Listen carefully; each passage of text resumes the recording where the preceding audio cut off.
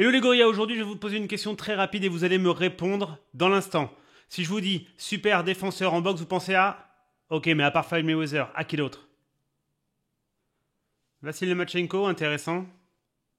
Je pense qu'on va pouvoir aller un petit peu plus loin et aujourd'hui, je risque non seulement de vous faire découvrir un boxeur, ou alors juste de vous remémorer à quel point il était super fort en défense, à quel point c'était beau de le voir boxer. Je parle évidemment de Pernell Whitaker.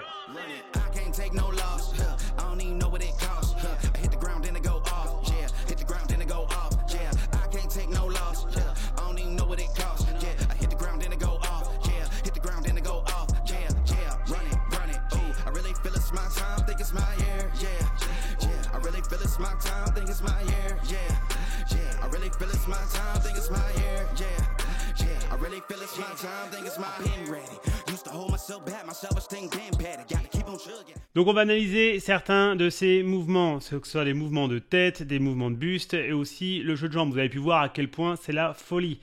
C'était vraiment pour moi un des boxeurs dans les années 90 qui était un boxeur de fou furieux. C'était vraiment quelqu'un qui avait cette espèce de danse dans le corps, dans le sang, ça boxait, ça bougeait la tête, ça remisait, et il avait vraiment un collier hyper bon en plus. Pernell Whitaker, c'est 40 combats, c'est 4 défaites, d'accord, c'est 1 draw, et il se retrouve avec 17 KO. Donc tout d'abord, Pernell Whitaker, c'était un gaucher, donc déjà... Au-delà d'être un mec qui bouge dans tous les sens, qui a une super mobilité du buste, qui a une très bonne défense, et en plus de ça, c'était un gaucher. Donc, histoire de saupoudrer le tout d'un peu de truc bien relou pour les autres, c'est que le mec était gaucher. Quand vous allez voir ce qu'on va envoyer, c'est-à-dire on va envoyer dès maintenant, let's go, regardez un petit peu comment ça bouge. Hop. Voilà. Regardez cette aisance à avoir des mouvements de tête, à créer des mouvements de tête tout en ayant un super jeu de jambes. Parce que c'est ça qui est intéressant en fait, c'est de voir ce principe d'avoir un jeu de jambes, des mouvements de tête et jouer sur la profondeur. Et ça va être le secret. Alors par exemple, si on prend ça, je vais revenir en arrière une seconde, voilà, ici. Donc là on le voit, hein. Hop, voilà, regardez.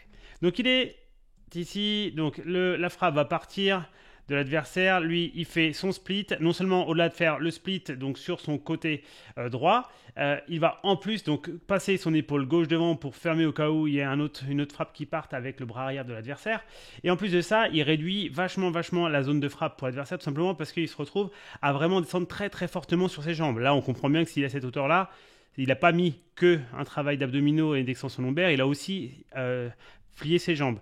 Et regardez bien, ça, c'est pour ça que je trouve ça génial. Là, il est ici, il est dans cette position, et c'est l'autre, on voit bien qu'il va envoyer son cross, hein, d'accord ? C'est hyper important. Et lui, il le sait aussi. C'est-à-dire que cette tête qui est ici, regardez, foum, il ressort.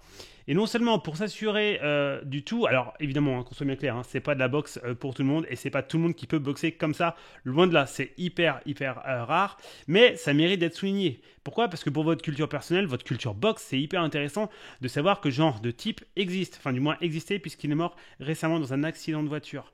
Mais c'est donc paix à son âme, c'était vraiment pour moi un de mes boxeurs préférés.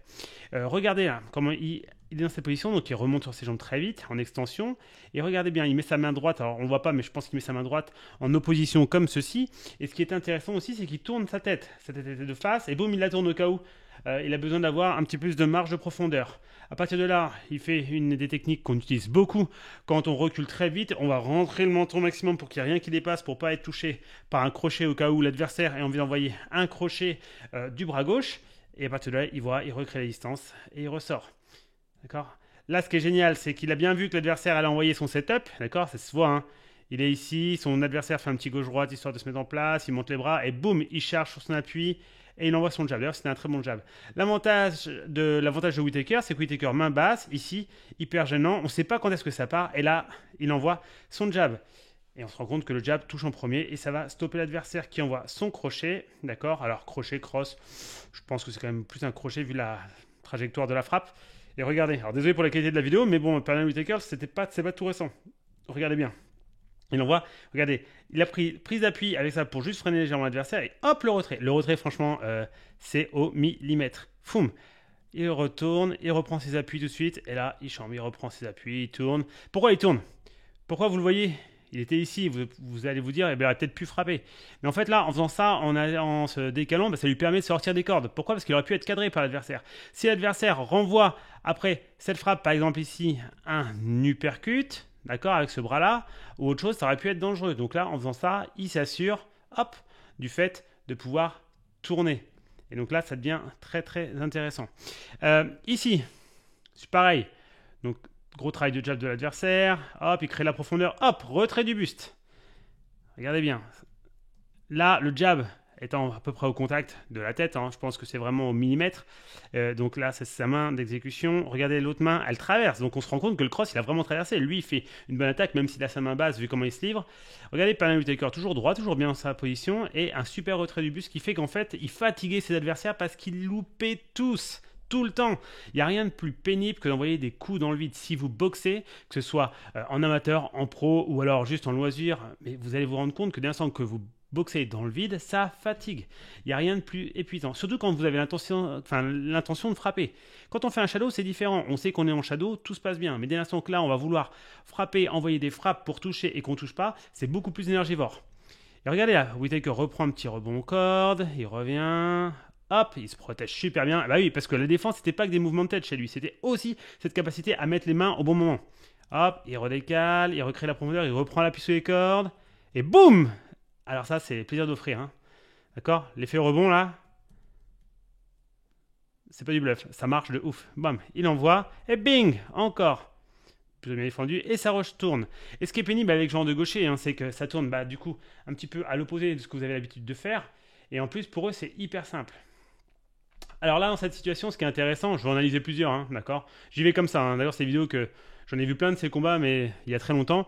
Là, j'y vais, j'ai téléchargé une vidéo de je sais plus qui a fait, c'est un Américain, qui a fait juste un highlights, quoi, les ralentis un peu sympas de Pernell Whitaker, et du coup, je l'ai téléchargé, je l'ai mis, et puis du coup, moi, je vous l'analyse. Regardez un petit peu son retrait. Donc là, ce qui est plutôt dangereux pour Whitaker, c'est qu'il se retrouve avec le pied complètement intérieur de la garde de son adversaire. Donc là, il est plutôt embêté. Là, à partir de là, d'ailleurs, regardez bien, il n'est pas débile. L'adversaire, s'il envoie son crochet ici, alors qu'il aurait pu envoyer celui-là, mais qu'il envoie l'autre, c'est parce qu'il sait que Whitaker a sa jambe avant trappée par les jambes de l'adversaire. Donc ça, c'est plutôt super smart de la part de l'adversaire. Sauf que Whitaker se protège bien. Quand il va envoyer ici la frappe, il met son parry, donc il part la frappe tout en inclinant sa tête sur le côté. Il recrée de l'espace et c'est reparti. Sa reprise d'appui est intéressante. On est ici, jusqu'à là, il part en appui et boum, il bloque. Bloque jambe arrière pour repartir. Il rentre. L'adversaire est un petit peu gêné parce que forcément, c'est pas simple. Là, il y a une frappe qui passe, mais en fait, vu qu'il a pris la frappe juste avant, il est moins précis. Et regardez, là, ça doit passer légèrement, mais il esquive tout. Je vais vous la remettre un petit peu rapide parce que c'est mieux en rapide quand même. Hop là, c'est parti. Regardez cette capacité. Vous voyez, le petit coup d'œil, hop, le blocage et tout ça. Bon, là, le travail de jeu de jambes de Whitaker qui était magistral. Des grandes, grosses frappes à l'ancienne, un peu de cow-boy, mais regardez un peu. Regardez le travail de jeu de jambes. Ça, c'est beau. Comme il rentre sur les jabs, les retraits. Alors ça, j'adore. Ça, pour moi, c'est exactement le genre de boxe que moi, j'affectionne particulièrement. Cette capacité à être, en fait, à faire déclencher l'adversaire. Il vient ici, l'adversaire envoie sa frappe. Lui, il fait donc son espèce de... contre sur le temps 1, il essaie de rentrer son cross, donc son direct du bras arrière pour lui, donc c'est son gauche, mais c'est son bras arrière.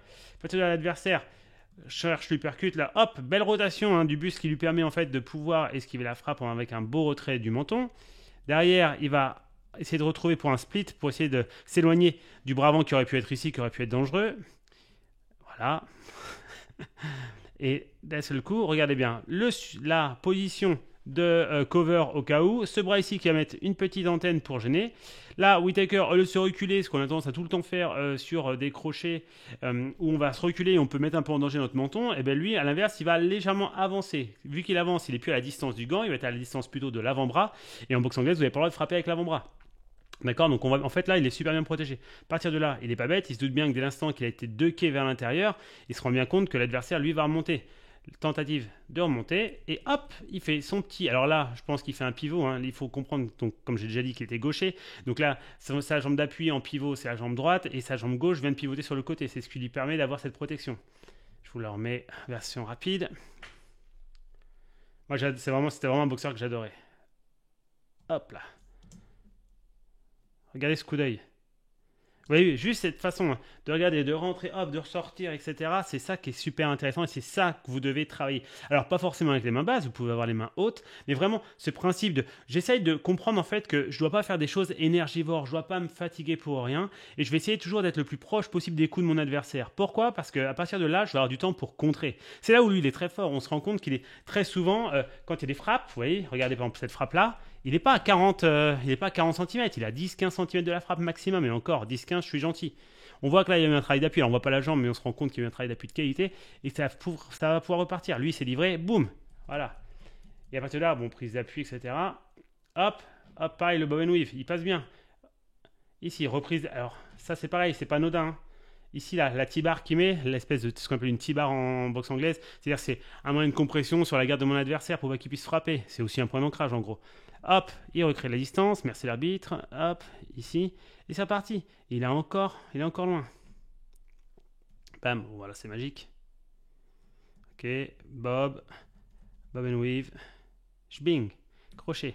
Merci, bisous. Bing, là, ça escale des deux côtés, et voilà.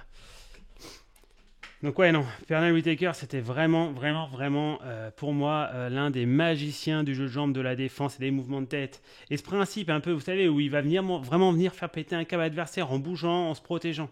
Toujours ce genre de choses. Ce qui est pas toujours simple, parce qu'en fait, quand vous boxez le genre de mec, ils rendent ouf, vous voyez, bon, de La Hoya qu'il a boxé quand même des super grands noms, et ça rend ouf. Bah, je vous le remets, je vous mets ça, là, je viens de voir passer un instant.